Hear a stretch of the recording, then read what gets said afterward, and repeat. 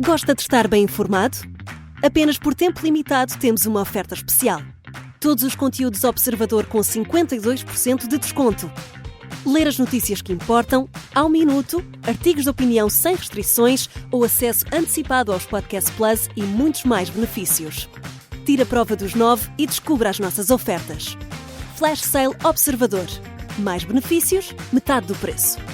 Assine agora em observador.pt por 1 ano com 52% de desconto.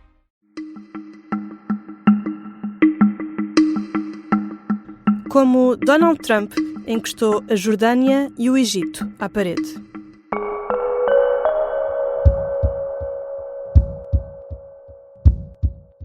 Mr. President, why should the king take in the Palestinian people? He's made clear he doesn't want to. Well, I don't know, but he may have just something to say because we discussed just briefly. I think maybe you want to say it now, or? Well, Mr. President, I think we have to keep in mind that there is a plan from Egypt and the Arab countries. We're being invited by Mohammed bin Salman to discussions in Riyadh.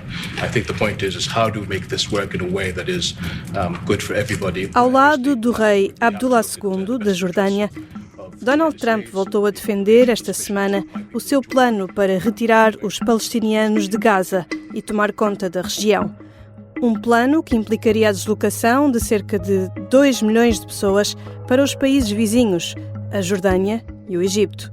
Abdullah, que governa um país dependente económica e militarmente dos Estados Unidos, não contrariou o presidente norte-americano. Em poucas palavras, e piscando muito os olhos, sublinhou apenas que os países árabes estão interessados em encontrar uma solução de paz para a região. Que solução pode ser esta? E afinal, que papel poderão ter o Egito e a Jordânia? Vou falar com a jornalista Madalena Moreira, da secção de Internacional do Observador. Eu sou a Teresa Abcacis e esta é a história do dia de quinta-feira, 13 de fevereiro.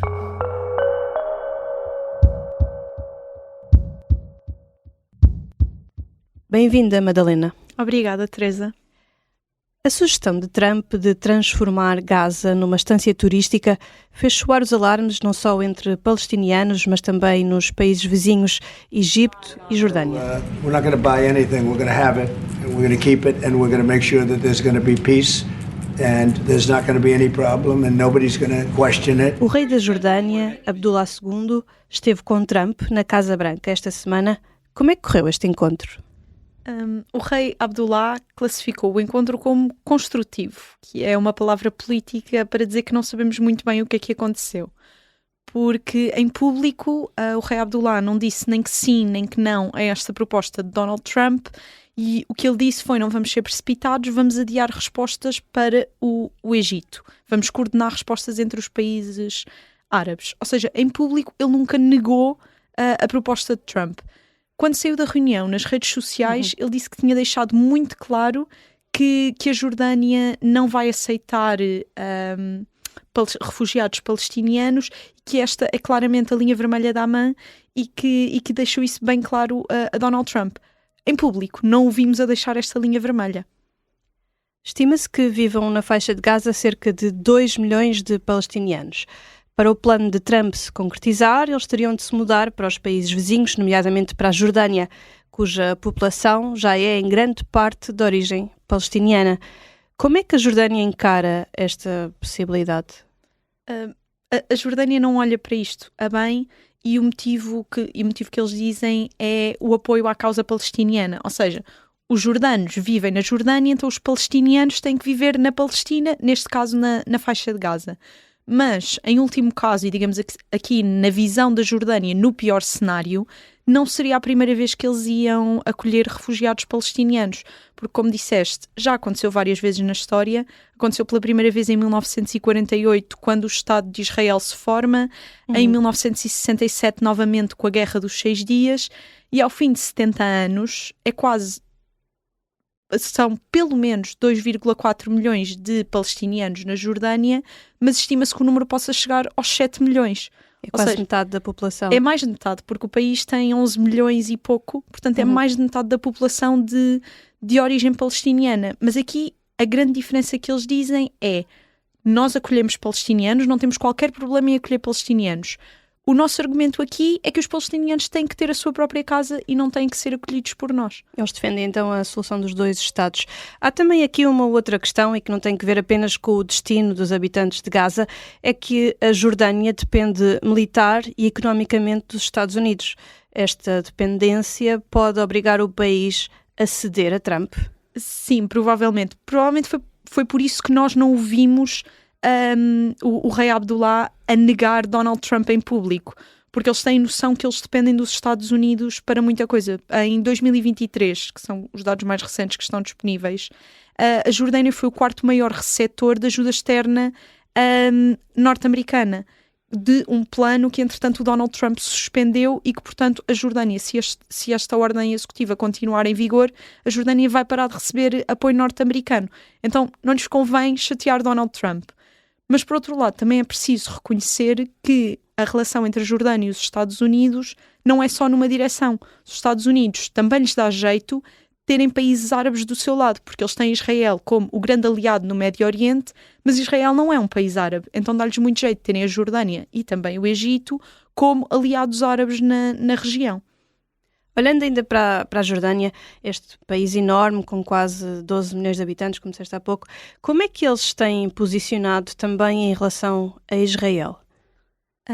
Portanto, depois de um período muito violento, depois de 1948, eles assinaram um acordo de paz em 1994 e desde aí, em termos políticos, têm estado relativamente estáveis. Isto vê-se porque eles têm muitos acordos económicos. A Jordânia não é autossustentável em termos de energia e de água e, portanto, importa quase tudo de Israel. E verificou-se aqui, em termos políticos, uma grande mudança depois do 7 de outubro. A Jordânia não tem problemas em acusar Israel de genocídio e juntar-se ao processo no Tribunal Internacional de Justiça, mas, ao mesmo tempo, o acordo que lhes garante gás natural israelita ainda existe.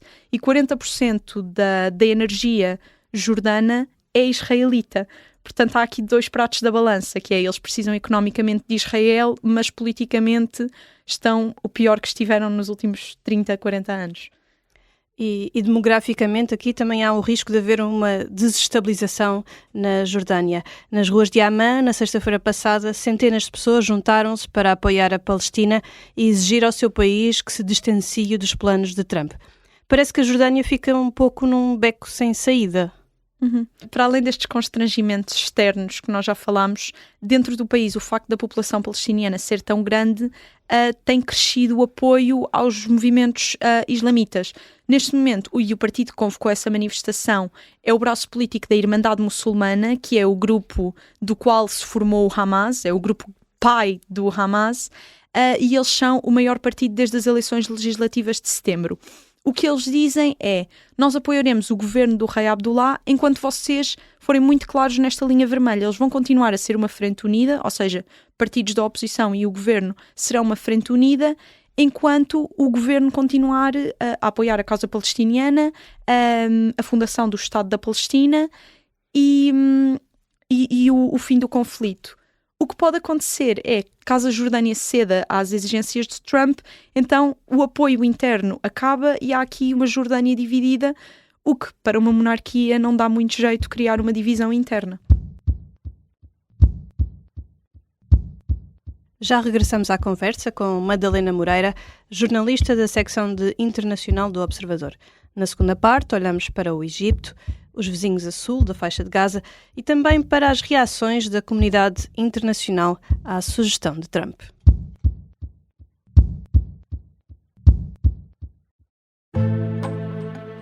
O sargento na cela 7. O homem na cela 7 escapou à morte por pouco. Piratinha do ar. Eu já disse que ele só tem 16 anos. Um espião no Kremlin. Esta é a história escondida de como Putin montou uma teia de poder e guerra. O encantador de ricos. Todos queriam estar com ele, todos queriam ser vistos com ele e todos queriam fazer negócios com ele. Operação Papagaio. Dão-lhe a entender que o melhor é que também fique calado. Matar o Papa. Crono não está só disposto a matar, também está disposto a morrer. Um rei na boca do inferno. A mansão da boca do inferno está cheia de espiões e informadores, por dentro e por fora. São histórias que fazem parte dos Podcast Plus do Observador. Pode ouvir no site do Observador, nas plataformas de podcast e no YouTube. Podcast Plus é mais do que um podcast. Estamos de regresso à conversa com Madalena Moreira. Madalena, o outro país mais afetado com esta ideia de Trump para a faixa de Gaza é o Egito. Também tem absorvido bastante do impacto do conflito israelo-palestiniano, mas que não está interessado em retirar os palestinianos de Gaza. O rei do Egito tinha previsto um encontro com o presidente norte-americano daqui a uma semana, mas para já este encontro foi adiado. Qual é que é a posição do Egito face a este projeto? A posição deles é igual à da Jordânia, é um redondo não. E, uma vez mais, por motivos semelhantes. Também eles apoiam que os palestinianos fiquem em Gaza, que caminhem para o reconhecimento do Estado da Palestina e que se crie aqui a solução de 2 Estados. Mas, por outro lado, o Egito também tem um ponto de segurança nacional, que é, eles são o primeiro Estado a ter assinado um acordo de paz com Israel na região e, portanto, são o que tem a relação mais estável com Israel. A presença de palestinianos que podem ou não ser apoiantes do Hamas no Sinai egípcio, que poderiam eventualmente atacar Israel, seria uma justificação para Israel atacar o Egito. E isto é a última coisa que o Egito quer quando tem paz com Israel há mais de 40 anos. E, portanto, há aqui estes 2 pratos da balança. Por um lado, o apoio à Palestina, sim, mas por outro lado tem noção que ter palestinianos no seu próprio território era um perigo à sua própria segurança nacional. Mas, mais uma vez, também há aqui um fator económico em causa. O Egito é, também ele, um dos principais beneficiários da ajuda externa dos Estados Unidos. Sim, e são, vamos dizer, tem a assinatura premium da ajuda, porque lá está, quando eu disse Donald Trump cancelou os pacotes de ajuda externa, só há 2 exceções, que é Israel e o Egito, que são os maiores receptores de ajuda militar. E, portanto, eles dependem dos Estados Unidos não só para questões humanitárias, mas aqui para questões militares, das quais eles não querem abdicar. O atual presidente do Egito, Al-Sisi, tem particularmente uma relação mais próxima com Trump do que tinha, por exemplo, com Joe Biden, que criticava as alegadas violações de direitos humanos no Egito, enquanto Trump fecha um pouco os olhos a isso e em 2019 ter-lhe chamado mesmo o seu ditador favorito. O Egito tem sido um dos grandes impulsionadores do acordo de cessar-fogo conseguido pouco antes de Donald Trump tomar posse, em negociações que envolveram também um enviado especial da administração de Trump. Só que estas declarações do presidente norte-americano não estavam previstas nem tinham sido faladas entre as várias partes, não é? De tudo o que já percebemos, estas declarações dele eram reconhecidas por muito pouca gente, tanto que há fontes dentro da própria Casa Branca que dizem ele só falou deste plano, o tal plano da Riviera do Médio Oriente, com o seu círculo interno, nem sequer foi uma coisa que foi discutida por toda a administração Trump. E então, comparando com a anterior administração, não há qualquer indicação que isto pudesse ser um plano apresentado pelos Estados Unidos enquanto mediadores, porque tanto o presidente Joe Biden como Anthony Blinken falavam sobre o cessar-fogo ser o primeiro passo para a autodeterminação dos palestinianos, lá está, e a construção do Estado palestiniano. Portanto, a antiga administração apanhada de surpresa, a comunidade internacional totalmente apanhada de surpresa e até pessoas dentro da administração Trump apanhadas de surpresa. The right answer is not a real estate operation. This is a political operation. Just because this is not a free land, this is a place where 2 million people live and want to live. And just because international rights and a lot of treaties and agreements we negotiated, and even the US, did recognize this right. So you cannot say to 2 million people, okay, now, guess what? You will move. E como é que reagiu esta comunidade internacional às declarações do presidente norte-americano? Eu acho que foi uma daquelas raras ocasiões em que a comunidade internacional, exceção feita aos Estados Unidos e a Israel, claro, estiveram do mesmo lado. Porque foram muito unânimes que a retirada dos palestinianos da faixa de Gaza constituía uma violação do direito internacional. E mesmo entre os Estados que não reconhecem a Palestina, como é o caso de Portugal e de muitos dos Estados da União Europeia, notaram que retirar os palestinianos de Gaza seria o fim de sequer se pensar na solução de 2 Estados. E todos eles reafirmaram que a solução de 2 Estados é o caminho que se quer a longo prazo. Então, se os países que não são próximos da Palestina, e aqui não são próximos no sentido de não reconhecem o Estado da Palestina, já dizem isto, os países árabes então foram muito menos tímidos a utilizar acusações muito mais pesadas como isto é mais um exemplo de genocídio, isto é mais um exemplo de limpeza étnica. Mesmo para terminar, Madalena, ainda há muito que pode acontecer, mas há quem diga que as declarações de Trump estão a obrigar os países árabes da região a juntarem-se e a propor uma resposta para o conflito israelo-palestiniano. É possível ver já esta pressão a acontecer? O que é que podemos esperar nos próximos tempos? É muito difícil prever o que é que vai acontecer, porque tudo assenta em o que é que pesa mais para os Estados Árabes, fazerem frente a Trump e porem em causa a sua relação mais ou menos positiva com os Estados Unidos da América, ou apoiarem a causa palestiniana. Aqui é preciso pesar, e o Médio Oriente não tem um bom historial em desafiar os Estados Unidos da América.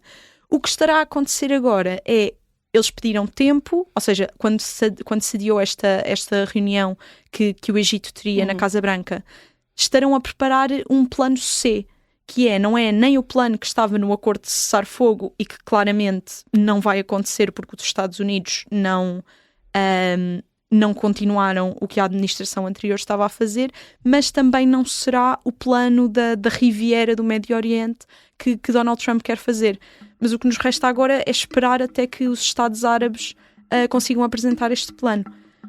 Se terá algum impacto? Os Estados Árabes têm sido os mediadores do conflito israelo-palestiniano que chegou a um acordo de cessar-fogo. Portanto, é esperar para ver.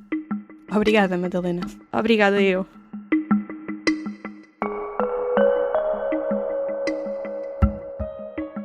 Madalena Moreira é jornalista da secção de Internacional do Observador. Esta foi a história do dia.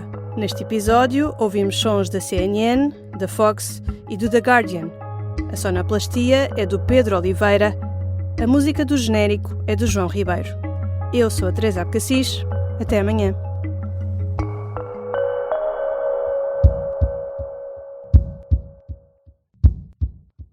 Se gostar deste podcast, pode seguir, dar 5 estrelas e comentar o episódio na Apple Podcasts ou no Spotify.